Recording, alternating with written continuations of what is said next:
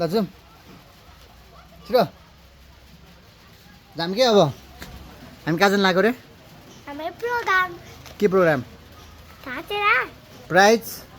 Price के हो medal प्राइजहरू के गर्ने हो प्राइज डिस्ट्रिब्युट गर्ने होइन अनि तिमी केमा फर्स्ट के आएको छौ कि नै सेकेन्ड थर्ड एक्जाममा होइन के गेममा गेम अस्तिको गेममा तिमी केमा फर्स्ट सेकेन्ड आएको छ कि नै छैन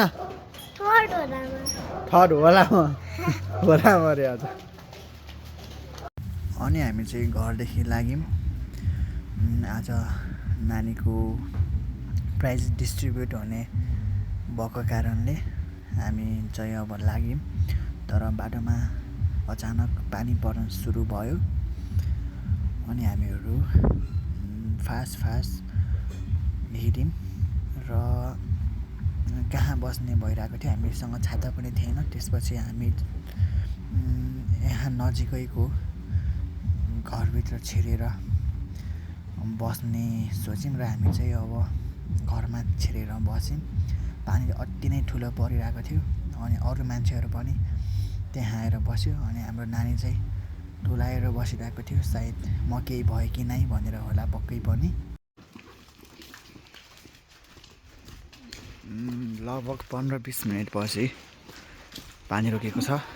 र हामी गइरहेको छौँ मुन्नु यता आएर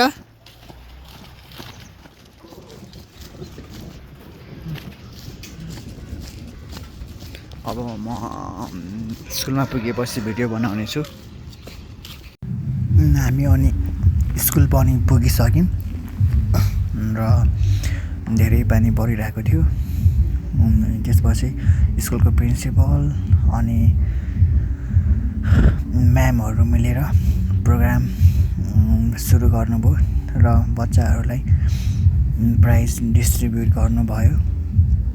सबैलाई पालो डिस्ट्रिब्युट गर्नुभयो र हाम्रो नानी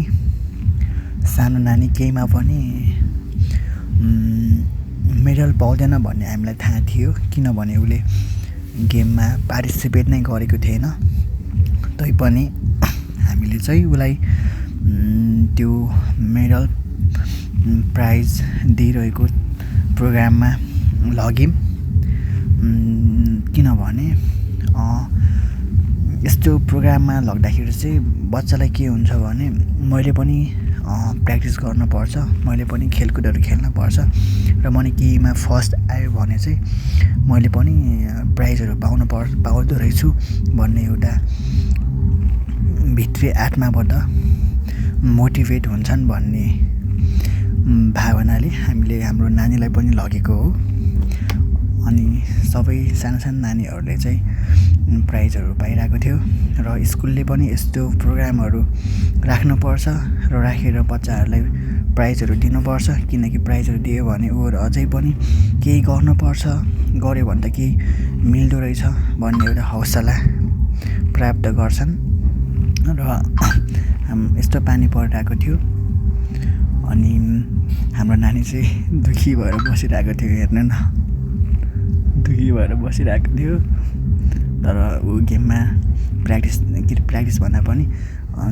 बिरामी भएको कारणले समावेश नै भएको थिएन पार्टिसिपेट नै भएको थिएन अनि यसरी नै प्राइजहरू डिस्ट्रिब्युट हुँदै गयो र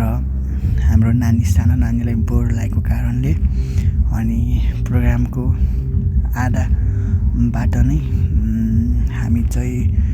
नानी र म घर जाने प्लान गऱ्यौँ त्यसपछि उसले घर जाऊँ भनेर हामी घरतर्फ लाग्यौँ सबैजना प्लिज लाइक अनि सब्सक्राइब गर्नुहोला मेरो सानो युट्युब च्यानललाई है गाइज बाई।